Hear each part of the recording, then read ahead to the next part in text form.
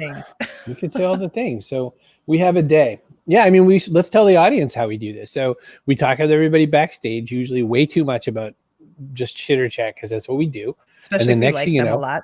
We're live on the Backpack Show. Who knew? Like, we forget to push the button even sometimes. Welcome to the Backpack Show, where we bring you insights for success from unusual places and cool people who are doing all sorts of things. Today we have an author and book critic and a soap maker and activist. It's going to be a really fun day. But Chris, you found both guests today, so I think you should tell everybody how.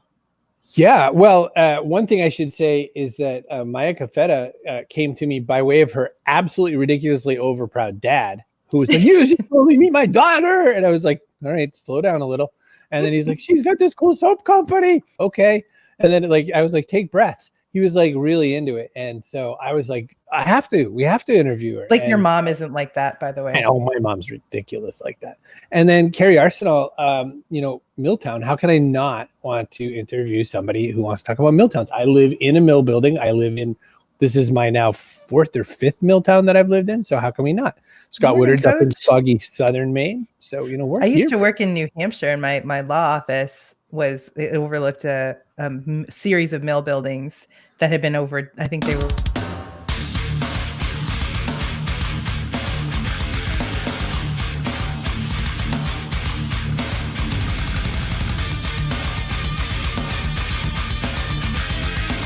Backpack Show. Vance Vegas, right? I liked it a lot. There he is, proud papa himself. C.A. Oh, and you're proud papa. Back to back. It's that kind of show, kids. It's a family show. Welcome to the Backpack Show. So glad everybody's here. It's a day today. We get to talk about Maine, which how can I not love? I was born and raised in Maine. We get to talk about soap and activism mixed together. Eric Tung is here. Holy cow. Fabulous as ever. Hi, my mom. Look at that. And it's Deb. A show. Deb is back. Good to see you, Deb, after a hiatus. So the other thing on the Backpack Show is we like to bring our audience into it. So we're glad you're here. Because it's not an audience, it's a community. Yes. The big difference between an audience and a community is which way you face the chairs. Yes. Pops on top. Hey, Jack Vincent, how are you? And Heather is here. So glad you're here. Just listening though. She's doing other things. She's driving the car. Fish Dogs, Craig Fisher. He was on. So do lots of visually interesting things. Yeah, very very visual. So I'm going to bring in Kerri Arsenault. We're going to talk to her first. Hey, Kara, over from in Scotland. Hello. We're going to bring on Kerri Arsenault. She wrote a new book that's out right now. Just came out. I don't know. How many days ago did it come? I don't know. That's my button. How many days, Kerri? I don't know what day it is. It was September 1st. Who knows what day it is anymore, Kerri? It's Wednesday, Urary. I don't know. September 1st. So it just came out. So the book is called Milltown. And it's really weird. When I went to your website and I looked at Milltown, the way you describe your book is different than the way I describe your book. So I want to start there. Hang on. Boop. There's the book. There's the site, Kerri-Arsenault.com. Reckoning with what remains. I kind of like that as the subtitle. But, when I read the book, what I got out of the book was a bit more of that feeling of almost like Eric Larson, Devil in the White City. I mean, you start with this talk. The book to me starts in one exact spot. It starts when you talk to Doc Johnson's wife, Terry, and you say, hey, I want to learn a little bit about my grandmother, who's, I can't remember her name, Oblada. And you say this thing, but she comes back with this sort of sinister, well, there's things that you probably don't want to know.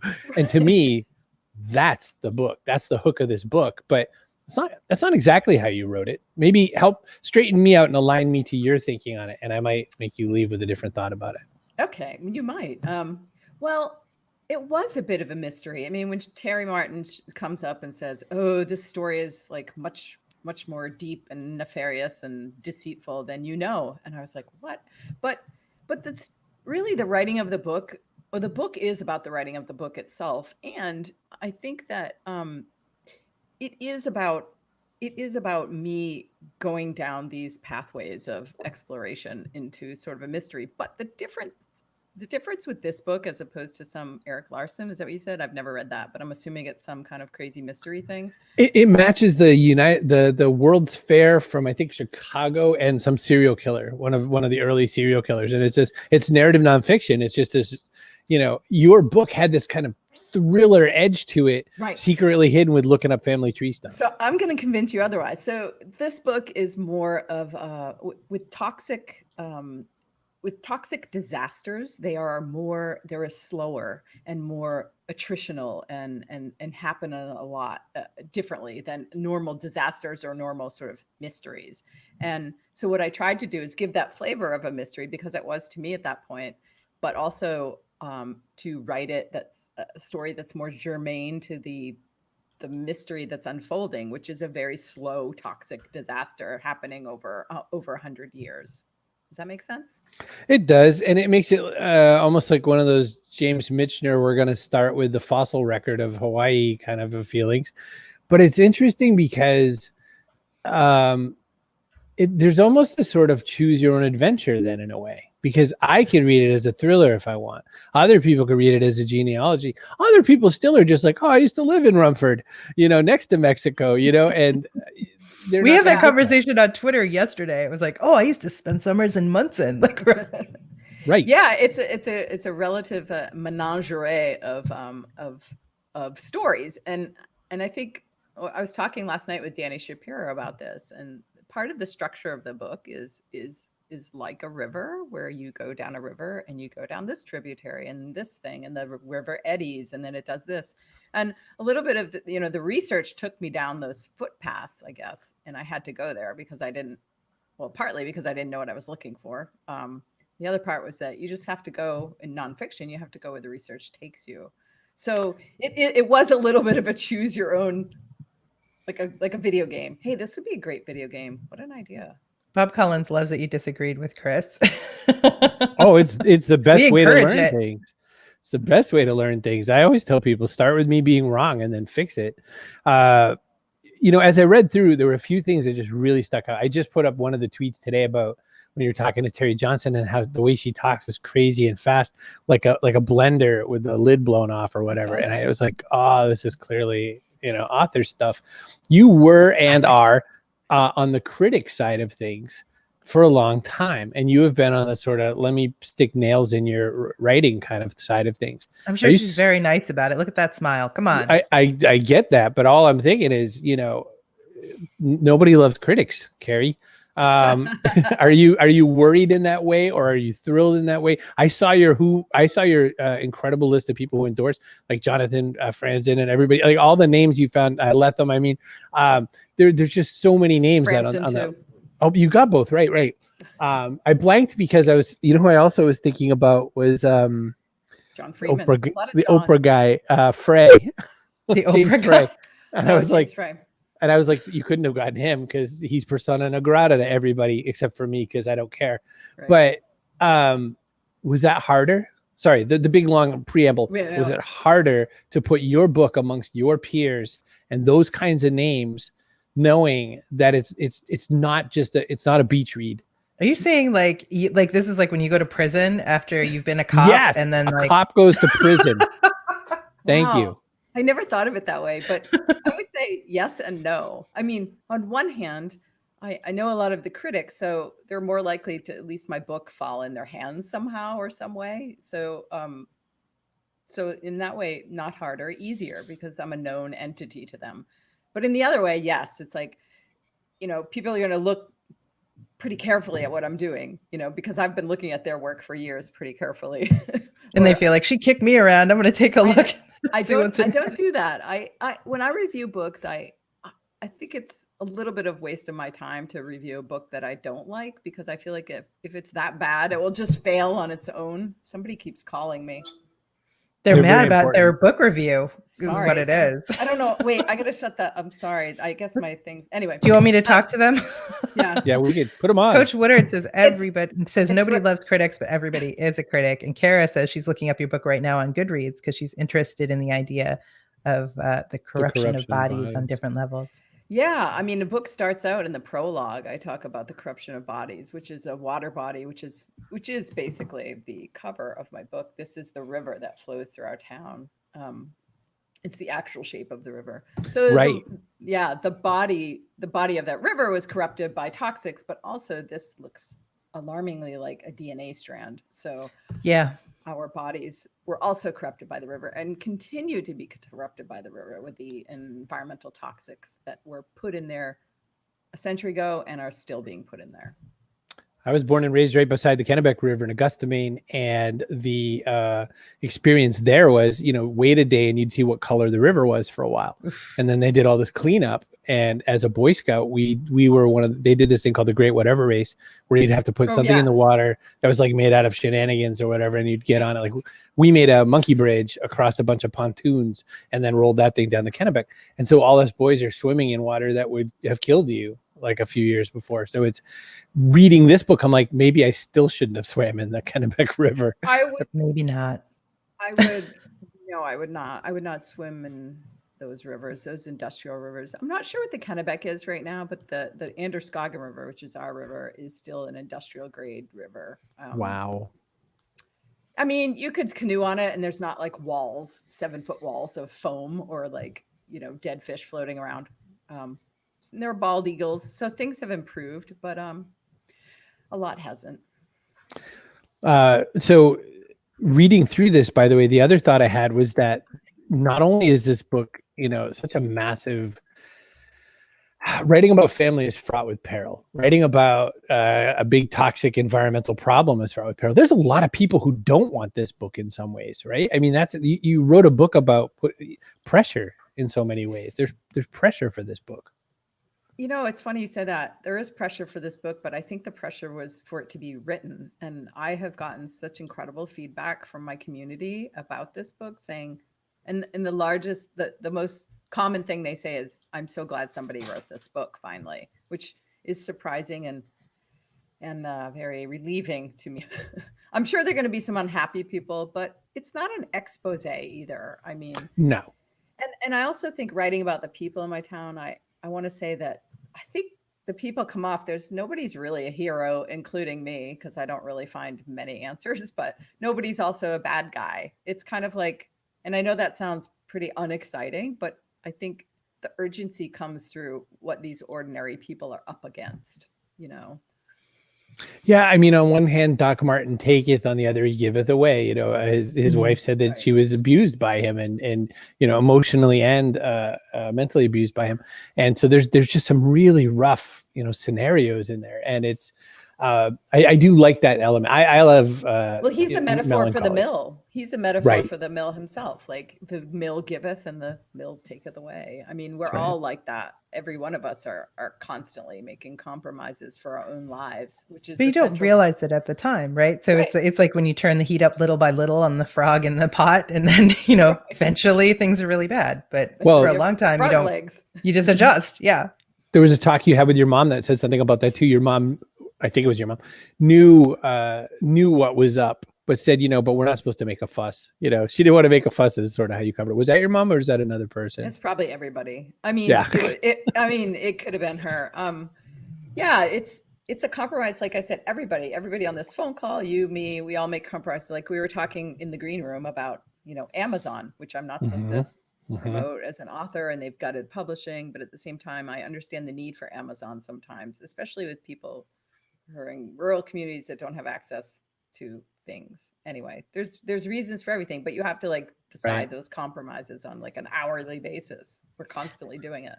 I wanted to ask you about your mentoring for PEN America's Prison and Justice Writing Program. That was so interesting. So it's not exactly to do with the book, but it's another way that you've channeled your writing skill and your ability to help communities. So that program is, I'm actually mentoring a writer, not somebody in the prison system, but he's writing about the prison system, and it's Jerry Mathis. And I've known him for a long time, and I'm a member of PEN. And it was last year when he emailed me and he said, would you be my mentor in this writing process? And I was thrilled. It was great.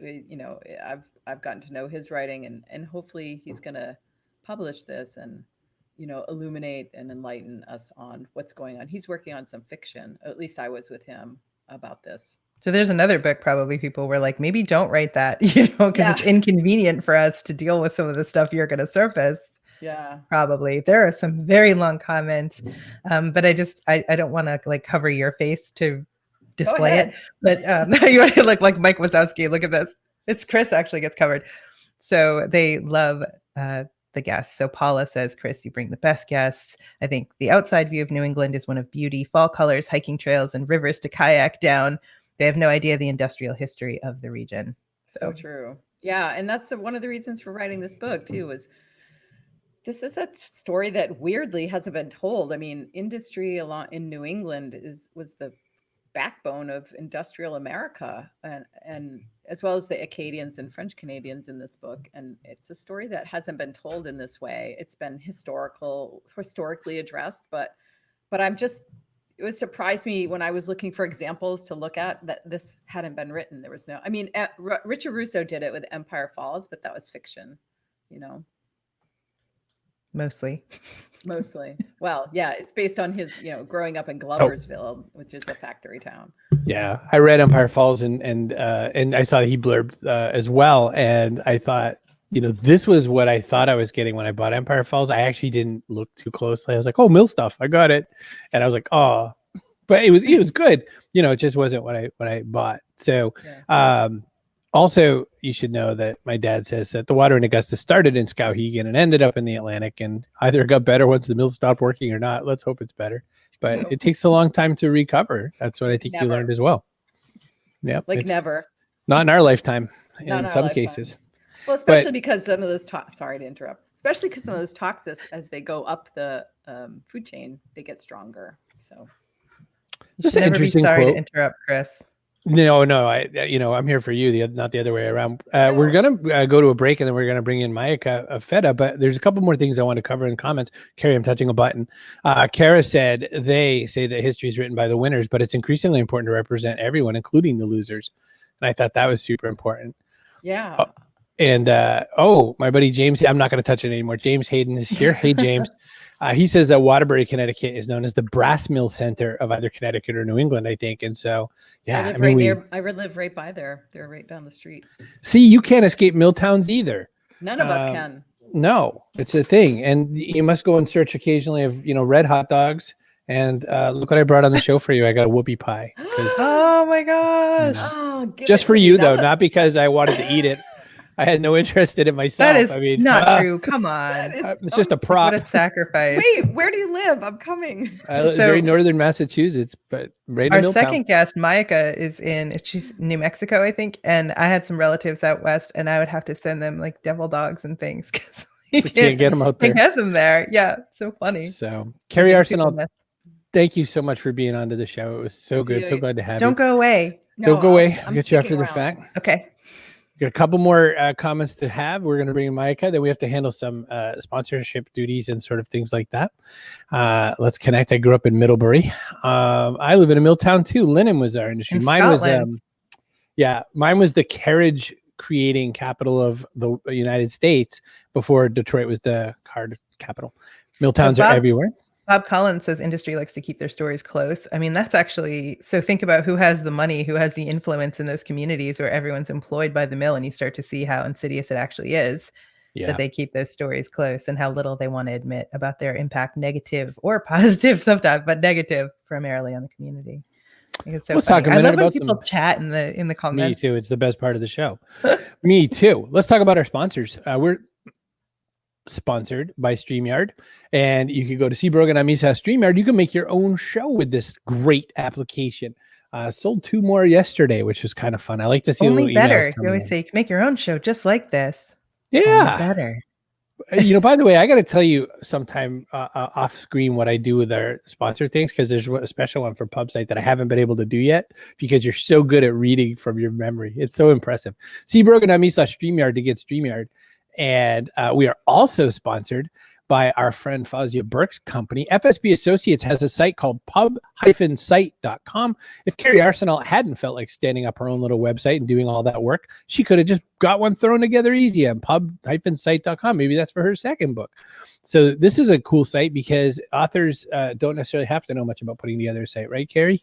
They don't have to know anything. In fact, it's really easy to use, but if you decide that even that little bit that you have to do is too much work, then the team over at pub-site.com can put your site up for you. So all you have to do is write the book, show up, give them your bio and stuff. It's super easy. There's a 14-day free trial, so check that out at pub-site.com, powered by one of the absolute best publicity firms for books and authors around. So get over there. Celebrating 25 years, FSB Associates.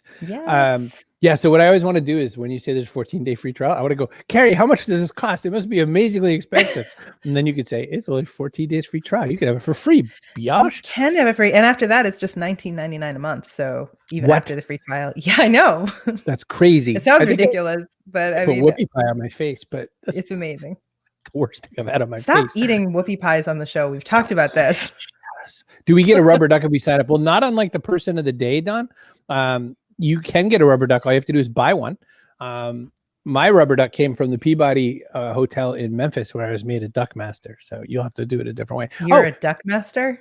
I am. I was a honorary duck master. People did the ducks like listen to you? Because I feel they like not. followed me the hell around. It was so cool. Hang on a minute.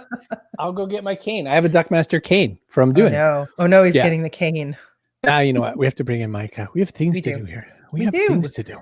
She's got she brought like a horde. She's like, a little Janie Godley. There's a whole bunch of Maaike people in the audience today, in the community. All right. Maaike Fettah, how the heck are you? I'm great. Just up way too early. Thanks to Yeah, that's what we do. We make people wake up at all the times. You're sunshine alchemists. How can you be unhappy about seeing the sunrise? Here comes the sun. Well, it happens to be the one day of like all the months that we have a storm. So, my sign actually is blown off and needs to be replaced now for real. Oh. Yeah, it was a serious storm. Oh my gosh. Yeah. That's awful. No fun at all. Well, great. So Sunshine Alchemist and Soap Company, you've done other things. You've done all kinds of art projects. You were a financial person for a while. You left the grown-up world of all that stuff to do much more powerful things. You're doing activism and all kinds of things. Talk a little bit about putting this company together. It was an accident, actually. I moved back home with my kids here to New Mexico, where my family is, so that we could connect. We were up in Washington and I was doing financial planning things. I came back home, not really sure what I wanted to do. I was painting and messing around with some soap makers that I met at a local market. And I just decided to make some soap and put it on my Facebook for fun. And people wanted to buy it.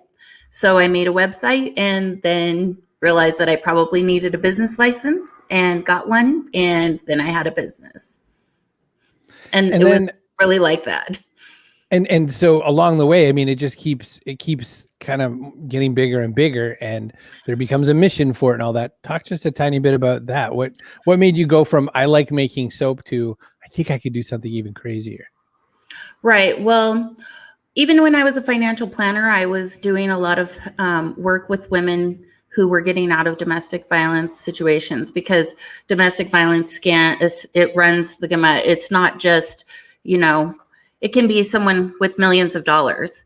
So helping women get out of those situations with their finances intact, just being aware, having come out of that myself,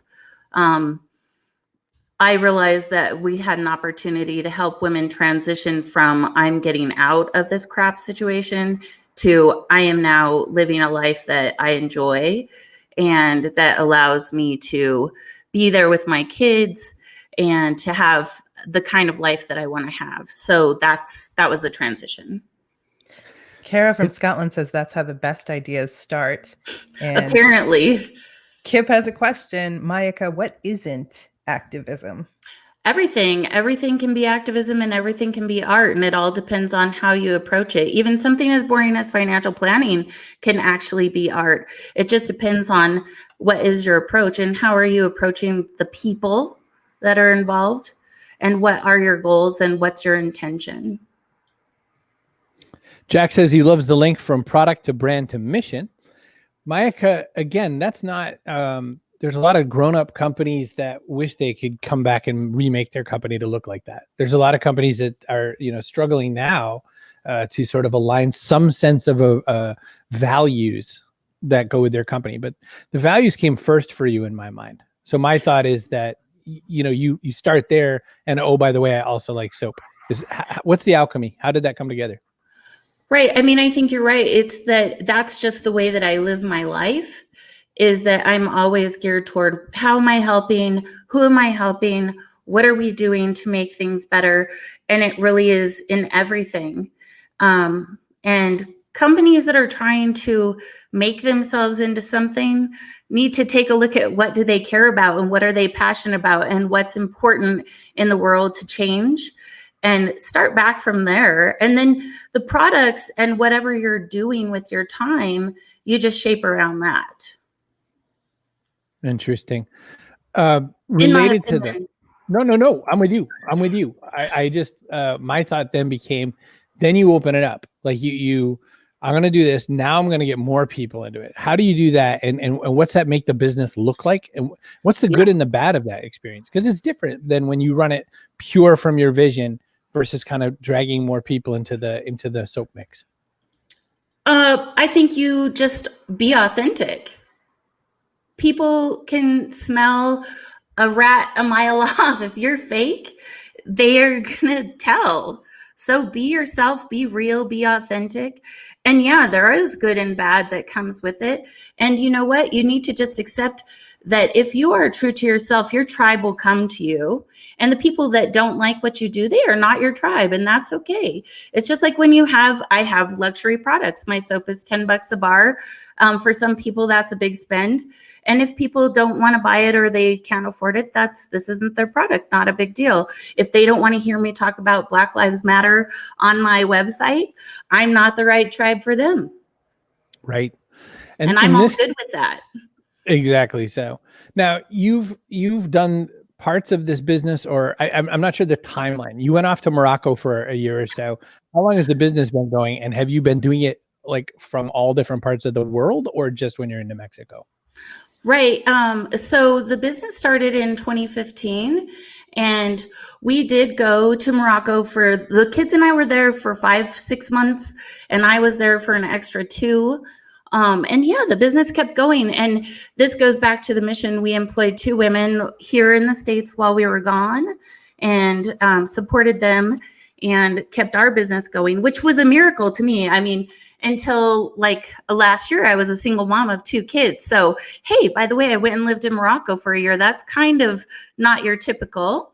And so we did that. And also while we were in Morocco, we were exploring opening a shop there in Souera and employing some women there.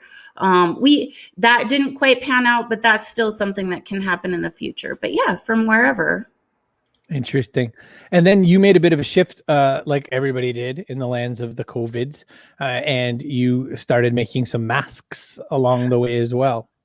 Right. So COVID kind of hit everybody like a freight train, right? And we were staying open for actually very briefly. As soon as it seemed to start to be a problem for people's health, we shut right away. But face masks appeared to be the thing that needed to happen. And I actually have women in my circle that are professional seamstresses.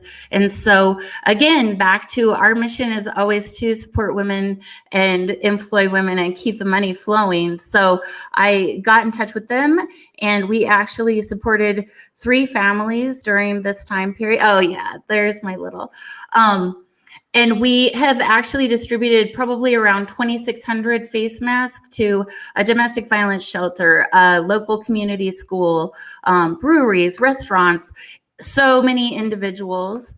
And we make fun face masks too. They're not just like, oh, here you have a paper face mask. No, like fun, cool, quirky, Sunshine Alchemist stuff. Yeah. Your dad's super proud of you. Oh, And Laura had a question. Laura wants to know, are you doing any webinars or online workshops or other types of outreach to teach struggling women how to become more financially independent? Hey, Laura. So this has actually been really motivating for me, this situation with this live stream. I've been thinking about doing kind of bathtub bonfire little talks, and we can just talk like people. I don't know that it's going to be like a workshop, but I can certainly bring my financial planning expertise into play in my own experiences, and we can just talk it out. For me, one of the best things about being a small business owner is that we don't have to have seminars and workshops. We can just be humans together and talk about the things that are important and just figure it out together, which is community. Absolutely. So Kara says, I have so many friends making masks now. Talia says, I'm her friend and I'm also proud. Deanna says, hey, howdy. Talia. Yep. So, and Hope Loves You. That was way up above CA. Did we get that? Yeah, we got there. Oh, I couldn't remember. I was, I'm typing things. I'm touching things. There's buttons. All my girls all over the U.S. Awesome. That's grand. You, you're fairly intense, I think. What is Maaike Unplugged? Like, do you ever just watch Netflix, or what's you when you're not running around making soaps? I think that's a very valid observation. I am trying to get better at being unplugged. I actually usually have to go out of town to get unplugged. Got it. Where the phone doesn't have service, because as much as I try to be a good person and turn my phone off, I suck at that. So we go out we went to some hot springs on whatever day that was, Friday. We go to the mountains, we go away. When we were in Morocco, I love the ocean. So go to the ocean, go to the water, leave the phone in the van. That's it. We don't think about that. But yeah, I'm pretty on most of the time and my brain doesn't shut off and I stay up late and do my planning and yeah. Where you should go is one of those small mill towns in Maine. Yeah, I was thinking the same thing. I was like, well, whatever you do, don't go. No, I don't want colorful water that scares me. No, really says not intense, just truthful. I think you can be both intense and truthful. I don't think intense is a bad thing. Well, I mean, I don't think I really get a choice on that. I am who I am, and life makes you who you need to be, I think the more experiences that you have, the more compassionate that you become, the more important things become to you. And being passionate and intense is a result of being aware. And we are very connected and information flows. And the more that you know about what's happening in the world, for me, the more I feel like I'm compelled to get involved. I'm compelled to use my words. I'm compelled to live my life doing things that change this. So it's a powerful method. Lisa says you have amazing products and a great mission, and she vibes with your tribe. She's happy to have stumbled upon Sunshine Alchemists and Soap Company and will support your business. I have the best people. Kip wanted your Twitter handle. Here it is, Kip. And life makes you who you need to be. Laura agrees with that. Yes, that's what she said also. Yep. So Jack Vincent liked that part too. Cool. Well, we're at the part in our show where we bring back our other guest. So I'm going to drag Kerri Arsenault out from behind. So that was fun. Do you need your spots back? I want you to be comfortable. Here you go. Yeah, there we go. I was feeling a little nervous. Yeah. A little unsettled. Yeah. God, that was so wonderful listening to you. I'm like, I love that you're intense. Intense is good. Why shouldn't we be? I love that. And I love what you said, if you don't mind me. I just wrote this down while you're trying. You're like, everything can be art and activism, which I thought was a really beautiful thing to say. And I feel aligned with that. And I didn't know it but until you said it. But like I garden, I do photography, even when I clean my house or when I set up my little the bookshelf. I don't know. Yeah, it's just kind of everything. I love that. Joel's joining us from LinkedIn, first time watcher. Hey, Joel, welcome. Hey, Joel, good to see you. Go catch yesterday's as well. Yeah, boy, yesterday's LinkedIn is, I'm still waiting to hear from Reed Hoffman. Don says you have the best people because you attract them with your passion and your mission. And I think that's absolutely valid. So Maaike, you were saying you have to be your authentic self to attract your tribe. That's so true. And I've seen people be a little apologetic about posting things for like Black Lives Matter. Like, well, I don't usually post about, politics and things. I'm like, that's not politics. That's decency and, Those are human people's lives. rights. Exactly. What I was saying is, I'm starting to judge the people who aren't saying anything. Word. When I saw no words come out, I was like, you're on my little Santa Claus bad list here. So everyone's welcoming Joel to the tribe. So Joel's just found a whole new tribe. One of us. So one of the things that we do at the show, one of the goals of the Backpack Show is we're here for business insights and business success and that sort of a thing. One of the other things we're always looking for is we want to promote voices that don't get as much attention as they should, women, people of color, all different kinds of walks of life that you don't normally get to see. And so we have this represented. It is an interesting thing. So Kerri's book reminds me of something like the one amazing thing I ever thought Jeffrey Hazlett ever said, which was that women are the chief memory officer of the home. The chief memory officer. And Kerri goes to woman after woman after woman in her book because that's where the memory is stored. And I was thinking about the fact that Maaike works with women to bring their stories together and all that. It's a very different energy, isn't it? To work in and amongst and use women's energy to build something. And it's not that men are poop burgers, because I still have a place in the world, but it is different what you put together when you work with women. My mom's Irish. She'll remember something somebody did 25 years ago and still be mad about it. God, that's so, I never thought about that. That is a great observation. Yeah. And not only the memories of the people I went to and talked to, but I was talking to somebody yesterday, Joan Vermette. I hope she's here somewhere, but we were talking about our grandmothers. Like I knew my great grandmother who was also comprised of her great grandmother. So my memory history, my knowledge goes back almost 200 years. If because I knew her and she knew her great grandmother. And so I include that all in the part of the memory and the storytelling. That adds richness to it. I think you can really sense that. John says, be the best you can be because everyone else is taken. Fazia agrees. It's not politics, it's decency. And Coach Woodard just bought your book, Kerri. Looking forward to reading it. Now just get some soap. No, I just need some Fight Club soap and I'll be ready to go. Yes. I saw that there. My mom did the family tree for my dad's side of the family because no one else wanted to pick that up, which I find kind of funny. My mom's the water in that family and she went and asked all the blood people to, explain their lines. Also, Audible book, if you listen to books instead of. Oh, did you read it, by the way? I did. Oh, yeah. Fun. Good. It's the only way to do it. Maaike, I feel like when you're done with a little more soap, maybe you could throw a book out. You seem like an author type. Yeah, so for sure there's a book in my life. I have had a wild ride, some of it of my own choosing and other things just life being what it is. I actually also want to write a series of children's books that, my daughter is biracial. And there are not very many books for her, about her, that are not like, let's make this very serious and historical and blah, blah, blah. And I'm like, that's boring as heck if you're 9 or 10 years old. Like that goes about one time around. And I think there needs to be just more stories. Hi, I'm a kid and I'm having a life and these are my stories and these are my adventures.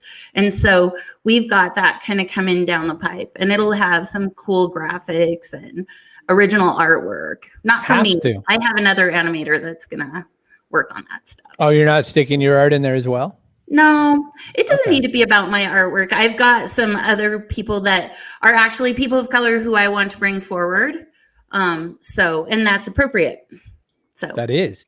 And it's painting with the community. Chief memory officer of the home, and perfectly placed book plugs. So this is the thing you have to understand. We bring people on the show because we like them and what they're doing. And if they wrote a book, if we have them on, it's because we like the book. So yeah, all about that. So it's not really plugging, is what I'm saying. It's like because we like fanning. It, and we want to share it with you. Right. It's fanning. That's really the deal. Like we do for FSB Associates. And Fazia Burke's team, we talk about them because we love the work that they're doing. We talked about them before they sponsored us. It's true. Don says compassion, empathy, and strength, all elements of being a strong warrior and servant leader. And Deanna's sharing a link to a resource for you, Maaike.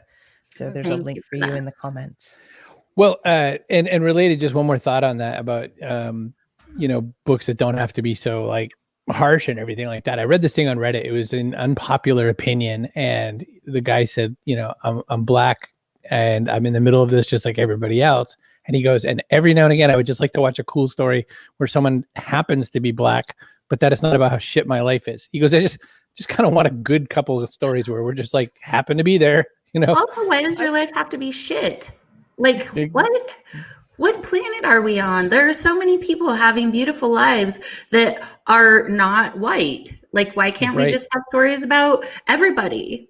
Like having a great life, having an amazing life, traveling, having fun, having pets, doing adventures, being creative. How it really is, honestly, because sometimes your life is shit and sometimes your life is great. And it's like that for everyone. So that's what I was trying to write about too, like with the ordinary people. Yes. The people there are just living their life. Like I wasn't trying to make them heroes or bad guys. Like I said, they're just show them as they are. Every statue in that book has feet of clay. You did a good job of that, by the way. Sometimes authors evade that net. Wow, look how ruined everyone is. Except me. Yeah, no. Right. I'm great. Yes. I'm culpable. So, and then Bob Collins brings in a comic book reference, of course. He says, like Miles Morales, he was just a kid from a loving family. Had nothing to do with anything. Spider-Man Into the Spider-Verse, by the way, leaving or left Netflix very shortly. But if you didn't buy it already, don't want to talk I bought it. Good answer. All right, listen, we got to do some things. We got to have a person of the day because that is the specific thing that pub-site.com has given to us. Fausia, anytime you want to buy pubsite.com, I'm down with that purchase. So we have to think of a person. I don't say hyphen, I say dash because it's one syllable. But I mean, doesn't matter. You know what it is? Marketing out loud -bad advice -.com. Pub-site.com. It is a good service and people will find it. Yes. You know what? Let's make Joel, who just showed up for the first time, Joel Gaslin, person of the day. Really, what that allows is you get an apple just like that one. If you can go out and find one or buy one, it's perfectly available at most, stores, or you can find an orchard. I live one street away from an orchard. So that's our person of the day. What Joel Chris Gaslin is trying to say is thank you, Joel, for joining our community. You're the best, Joel. You're Thanks the for being person of here. the day. If I were to sing Karate Kid lyrics to you, I would say you're the best around. Oh my gosh. Yeah. I just finished Cobra Kai. Don't spoil it for Chris. Don't get me started on Cobra Kai. Okay, what? See, she does watch shows. I do watch shows. That's an intense show. So if she was going to, that I would have guessed it would be that one. And it was so much better than I thought it was going to be. And I am a music person. Our whole family are musicians. So I was like, whoever did the music on this is a genius. Like they did it so well. It's so good. Yeah. The songs and it was a lot more relevant than I thought it was going to be. I was like, this is going to be cringeworthy. I'm not sure. And then it wasn't. It was pleasant. It has a surprising amount of heart for what I thought of as a gimmick going into it. Oh, totally. Clayton Blood. Wait. Hi, he says, good to see you. Hey, Clayton. He was my English teacher in high school. No way. He must be so proud. Way. That's amazing. Good job, That's Clayton. cool. And Don says you should get a whoopie pie, Joel. Yeah, I can vouch for the whoopie pie, of which 1/3 of it. Oh boy, I just made it. You could have a third of a slice. Something just happened, but 1/3 of it's gone. I ate it while I talked to you guys because that's what I do. Because someone complained once that I eat on my show. I said, "Yep," and I drink. Don't you wish you had a show? If you had a show, you could use it on StreamYard. When you start popping pills, I'm going to put you backstage. Oh my limits. I have some pills. I don't take any good meds anymore. But listen, one of the things is my Grammy was she worked in a paper mill. My grandmother worked at Statler Tissue in Augusta, Maine. She worked in toilet paper. She worked in paper towels, and every now and again tissue. For some other reason, I think they put her in tissues because not in tissues because she was like messy, and I think she was bad with them. So they let her do the coarse things like nobody has any idea what you're talking about.